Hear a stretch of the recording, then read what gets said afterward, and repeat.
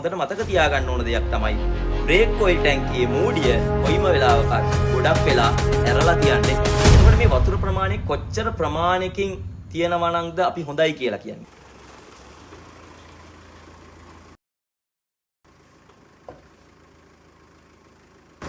අද අපි කතා කරන්න යන්නේ බ්‍රේක් ඔයිල් ගැන. බ්‍රේක් ඔයිල් ගැන කතා කරන්න කලින් අපි දැනගෙන ඉන්න ඕනේ වාහනයක බ්‍රේක් පදින්නේ කොහොමද කියලා. වාහනයක බ්‍රේක් පදින්නේ මේ වාහනේ චාලක ශක්තිය තාප ශක්තිය බවට ශක්ති හානි වෙලා තමයි වාහනයක බ්‍රේක් පැදිලා වාහනයක් නවතින්නේ. මෙන්න මේ පොයින්ට් එක ඔබ හොඳට මතක තියාගන්න ඕනේ මම ඉස්සරහට කතා කරන්න යන කාරණා ගැන කතා කරද්දී. හරි. Break oil. බ්‍රේක් ඔයිල් කියන්නේ මොනවද? ඒක ගැන තමයි අපි දැන් කතා කරන්න යන්නේ. ග්ලයිකෝල් බේස් තමයි මේ බ්‍රේක් ඔයිල් සාමාන්‍යයෙන් හැදිලා තියෙන්නේ. ග්ලයිකෝල් ඊතර්, පොලිග්ලයිකෝල් ඊට අමතරව විකාදන කාරක යොදාගෙන තමයි මේ බ්‍රේක් ඔයිල් නිර්මාණය කරලා තියෙන්නේ. එතකොට බ්‍රේක් ඔයිල් නිර්මාණය කිරීමේදී මේ බ්‍රේක් ඔයිල් සම්පීඩනය වීම ඉතාම අඩු කරලා තමයි බ්‍රේක් ඔයිල් එකක් නිර්මාණය කරලා තියෙන්නේ. තව විදිහකින් කිව්වොත් මේ බ්‍රේක් ඔයිල් මේ බ්‍රේක් පොම්පේ මගින් පොම්ප කරද්දී මේ බ්‍රේක් ඔයිල් සම්පීඩනය වුණොත් බ්‍රේක් ඔයිල් ටික පීඩනය වෙලා බ්‍රේක් පදින ගුණය අඩු වෙනවා. ඒකින්ද මේ බ්‍රේක් ඔයිල් සම්පීඩනය වීම ඉතාම අවම වෙන විදිහට තමයි බ්‍රේක් ඔයිල් නිර්මාණය කරලා තියෙන්නේ. එතකොට මේ බ්‍රේක් ඔයිල් වල තව තියෙනවා විකාදනය වීම, ඔක්සිකරණය වීම ඉතාම අවම කරන විදිහට තමයි මේ බ්‍රේක් ඔයිල් නිර්මාණය කරලා තියෙන්නේ. තවත් විදිහකට කිව්වොත් මලකඩ කෑමේ ගුණය, තව ලෝහ සමක විකාදනය වීමේ ගුණය ඉතාම අඩු කරලා තමයි මේ බ්‍රේක් ඔයිල් නිර්මාණය කරලා තියෙන්නේ.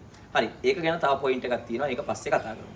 හරි. එතකොට මේ බ්‍රේක් ඔයිල් නිර්මාණය කිරීමේදී ඇති වෙලා තියෙන අවාසිය තමයි මේ බ්‍රේක් ඔයිල් වල තියෙනවා ජලාකර්ෂණ ගුණය. වෙන විදිහකට කිව්වොත් හයිඩ්‍රොස්කෝපික් ගුණය මේ බ්‍රේක් ඔයිල් වල වැඩි. එහෙම වෙනම විදිහකින් කියනවා නම් ඔබට තේරෙන විදිහට කියනවා නම් වායුගෝලයේ තියෙන මොයිස්චර් එක එහෙම නැත්නම් වායුගෝලයේ තියෙන ජල වාෂ්ප මේ බ්‍රේක් ඔයිල් වලට උරා ගැනීමේ හැකියාව ඊටාම වැඩි.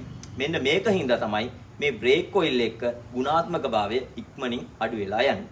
අපි දැන් කතා කරමු මේ බ්‍රේක් ඔයිල් වල තියෙන .3.4.5 කියන්නේ මොකක්ද කියන එක ගැන.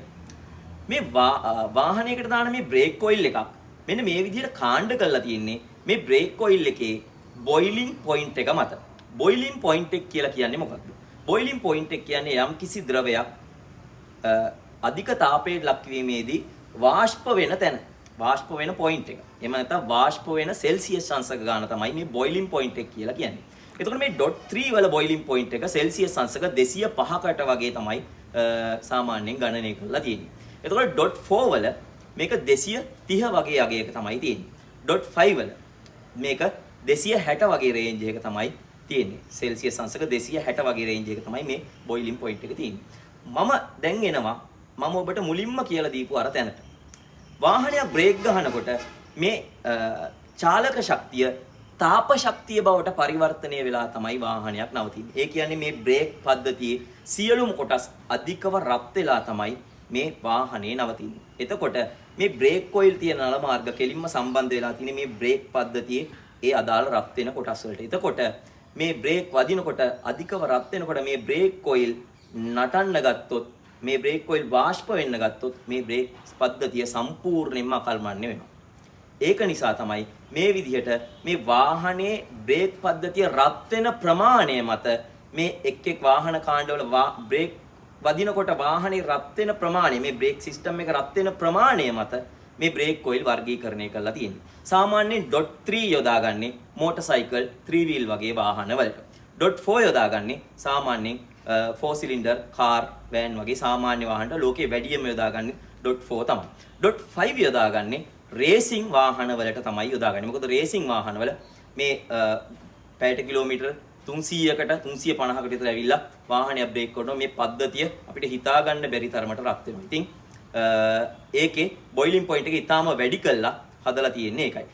තව කාරණාවක්. මේ .5 කියන එක සාමාන්‍යයෙන් සිලිකන් බේස් තමයි මේ බ්‍රේක් ඔයිල් නිර්මාණය කරලා තියෙන්නේ. එතකොට මේ .5 එකේ වතුර ඇබ්සෝබ් කරන ගුණයක් නැහැ.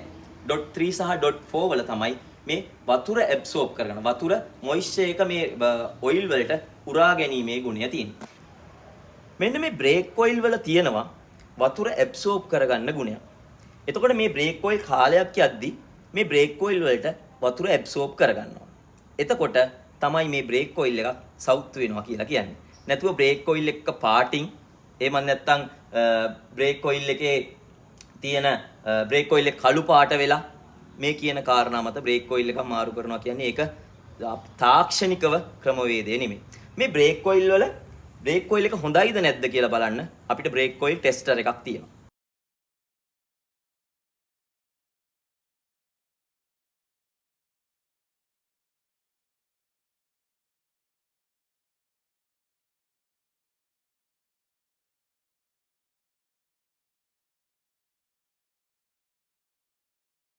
ඇත්තටම මේ ටෙස්ටර් එක දාලා බලන්නේ මේ බ්‍රේක් ඔයිල් එකේ තියෙන වතුර ප්‍රමාණය. බ්‍රේක් ඔයිල් එකත් එක්ක කලවම් වෙලා තියෙන වතුර ප්‍රමාණය තමයි අපි මේ ටෙස්ටර් එකක් දාලා ටෙස්ට් කරලා බලන්නේ. එතකොට මේ වතුර ප්‍රමාණය කොච්චර ප්‍රමාණයකින් තියෙනවා නම්ද අපි හොඳයි කියලා කියන්නේ.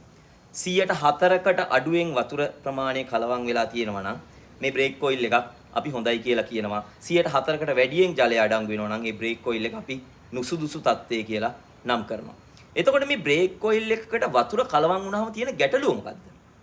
මම ඔබට කලින් කිව්වා බ්‍රේක් වදින්නේ අධික තාපයකට ලක් වෙලා. එතකොට මේ බ්‍රේක් ඔයිල් නල මාර්ග ඔස්සේ ගිහිල්ලා ඒ අධික තාපයට ලක් වෙන ස්ථානය දක්වා යනවා. එතකොට ඒ අවස්ථාවේදී බ්‍රේක් ඔයිල් වල වතුර කලවම් වෙලා තිබ්බොත් මේ බ්‍රේක් ඔයිල් වල බොයිලින් පොයින්ට් එක සම්පූර්ණයෙන් වෙනස් වෙනවා. මොකද බ්‍රේක් ඔයිල් වල කලවම් වෙලා තියෙන වතුර නටන්නේ කීයේද? වතුර නටන්නේ 100ේදී. එතකොට මේ බ්‍රේක් ඔයිල් වල කලවම් වෙලා තියෙන වතුර ටික වාෂ්ප වෙලා මේ නල මාර්ගවල හුලං නැත්තම් එයා බබල්ස් හැදෙනවා.